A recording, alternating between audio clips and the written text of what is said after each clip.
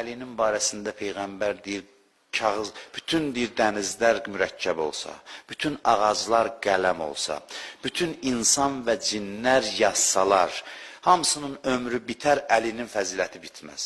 Elə deyib. Əgər yer üzündəki bütün ağaclar qələm olsaydı, dəniz də mürəkkəb olub, ardından ona 7 dəniz də qatılsaydı, yenə də Allahın sözləri qurtarmazdı. Həqiqətən Allah qüdrətlidir, müdrikdir. İnsanlardan elələri də vardır ki, Allahdan qeyrilərini ona tay tutur. Onları da Allahı sevdikləri kimi sevirlər. İman gətirənlərin isə Allaha olan sevgisi daha güclüdür.